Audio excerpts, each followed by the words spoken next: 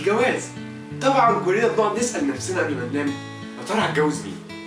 يا ترى هتجوز مين؟ هل هتجوز واحده شبه سيلينا جوميز؟ هل هتجوز واحده شبه جينيفر لوبيز؟ هل هتجوز واحده شبه انجلينا جولي؟ طبعا الجواب في الاخر بتتجوز واحد شبه سيد حمدي. بس دي مش المشكله، المشكله انك تكون عارف، لان لو هيجي السيد حمدي يبقى ما تتجوزش احسن.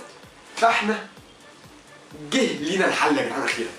جات لنا لعبه او تيست بمعنى صح، زي اللي عملناه المره اللي فاتت اللي هو التيست عارفك انت هتموت. المره دي بقى مش موت بقى وقرف، المره دي تيست يعرفك مين مراتك في المستقبل. انتوا متخيلين؟ فبدل ما نقرر ونتعب نفسنا ونفكر في الموضوع من دلوقتي، لا، اللعبه تعرف لنا مين اللي هتتجوزه. حلو يبقى خلاص خير وبركه، وحش يبقى نقعد في بيتنا ماشي ونقتل نفسنا كده، ولا فكها جواز كلها ايه؟ فيديوهات يوتيوب. طبعا يا جدعان الموضوع كله كسخريه، وان شاء الله فيديو يعجبكم ويضحكوا. طيب بقى اسم اكونت انستجرامك، اسم عايز اكونت انستجرام بتاعك ينزل الفيديو الجاي، اكتب اسم اكونت انستجرام بتاعك. واسف لو في ناس ما بيعرفش انزل اكونت انستجرام بتاعها، بس بحاول ان كومنتات كتير وبحاول اختار منهم اي حد، فيا ريت محدش يزعل. يلا نبدا الفيديو.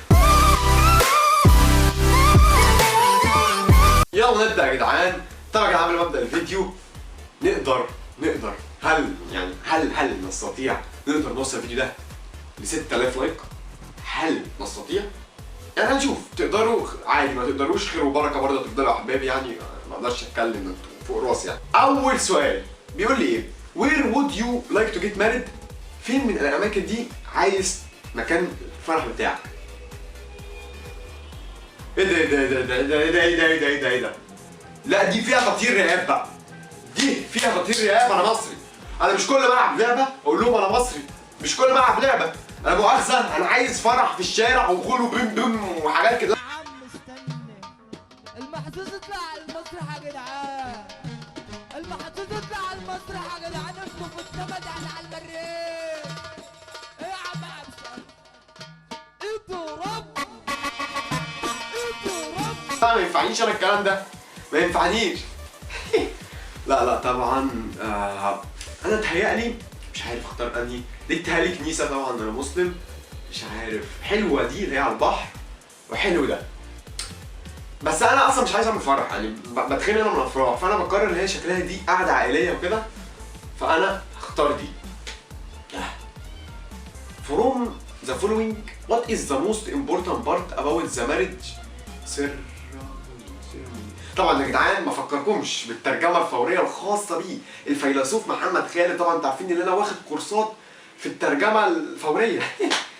يعني انا مش عارف اقول ايه، بس اللي انا فهمته من ترجمتي الخطيره والانجليزي البيرفكت اللي عندي، ان هو بيقول لك ايه اهم بارت في الجواز، يعني ايه اهم حاجه؟ ذا دريس اللي هي فستان العروسه، ولا جيست اللي هو الحضور الناس اللي جايين، ولا الخواتم، ولا ذا رايت هازبند؟ ثانيه بس، هو في ذا ليفت هازبند وفي ذا رايت هازبند؟ يعني هتتجوز اتنين ولا ايه؟ انا مش فاهم، انا مش فاهم ايه رايت هازبند دي، يعني في ليفت هازبند؟ طيب يعني ممكن اكيد قصدهم ان العريس بيبقى على اليمين دايما، مش عارف، بس اكيد يعني مش ذا دريس، اكيد يعني مش ذا دريس طبعا، ولا ذا جيست. انا مش هجيب ناس يقعدوا يقطعوا عليا يقعدوا يقول لك شوف عارف ان انا يعلى منه والكلام دوت. هو يا رنجس يا ذا رايت هازبند، واكيد طبعا انا ذا رايت هازبند، بس مش هختار ذا رايت هازبند لان ممكن يحصل في حاجه من الايام مراتي المستقبليه تشوف الفيديو ده وتلسعني، فايه نخليها ذا رنجس، يبقى ايه فاهم؟ ما زعلناش حد. هو شود هو شود بيربس، مش بيربس دي على سبب؟ ايه السبب؟ طب انا مش فاهم السؤال يعني، يعني مش فاهم هو يعني ممكن قصده بمعنى هنا مين اهم. طب بص احنا هنختار ذا وومن ماشي، عشان ايه مش فاهم حاجه. What is the secret from a long lasting marriage؟ بص انا فهمتها. بيقول لك ايه السر في ان حبك يبقى طويل؟ يعني ايه السر اللي يخلي للاسف الجواز طويل؟ يابا خلاص. all of the above. يا نهار ابيض اسود. I wish I know. حلو الجواب ده. كوميونيكيشن لسه واخدها يعني الاتصال. طيب طبعا يا جدعان انا بدي كورسات انجليزي. عايز يجيلي giving each other a space when we need. نعطي بعضنا المساحات عندما نحتاج. ده اي ترجمه جوجل دي، يعني معنى صح انا فهمتها، هي وصلت لي يعني. having kids greets هوب. انا ما اتجوزتش قبل كده، فانا هقول I wish I know، يعني انا عارف منين؟ حضرتك انا عندي 16 سنه. ثانيه يا جدعان، وانا بعمل الفيديو دي ناقص سبسكرايب واحد وتجيب ال 30,000. يلا يا اخويا، يلا اي واحد فيكم يا جدعان يدوس دلوقتي. يعني كل يعدي بسرعه الا اخر سبسكرايب ده. والله كل سبسكرايبر يعدي بسرعه الا اخر واحد هتلاقيه يقعد بقى كتير، مش عارف سبحان الله. ها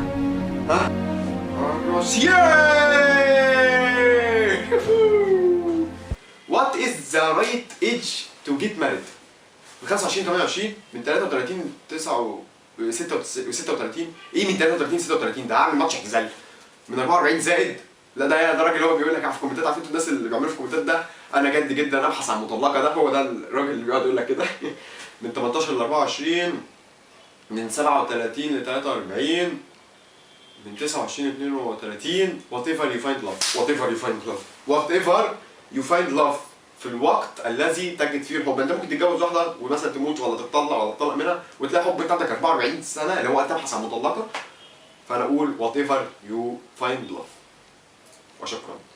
Have you ever spent time picturing your wedding days as a child؟ ايه؟ بيقول ايه ده؟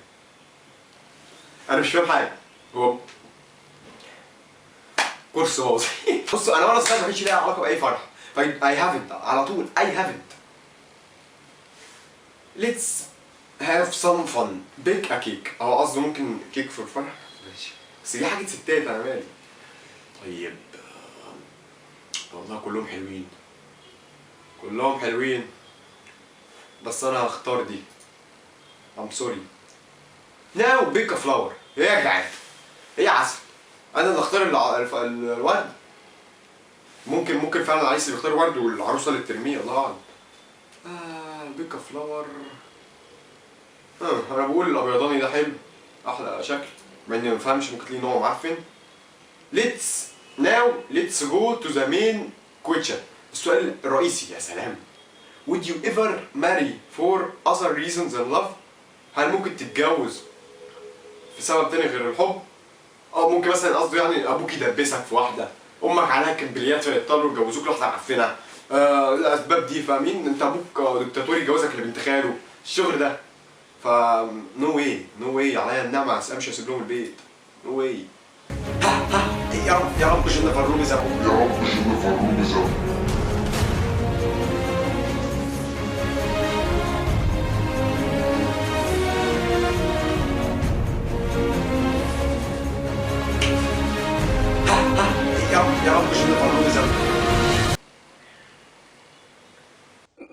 Voy a la playa, había subido la marea.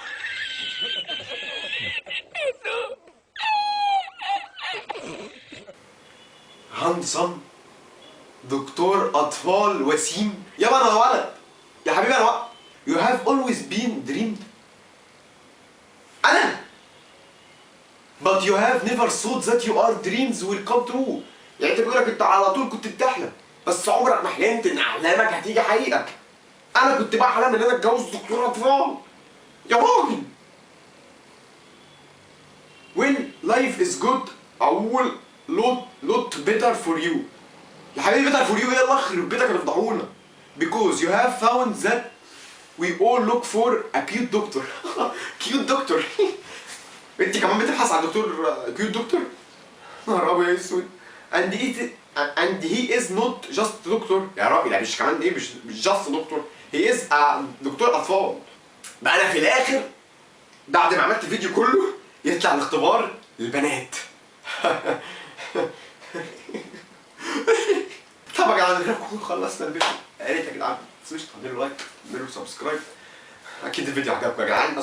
اظن ان الفيديو ده، الفيديو اللي اتخزوقت فيه في الاخر ده، يستحق 6000 لايك. بسيطه يعني، سهل عليكم. السلام عليكم.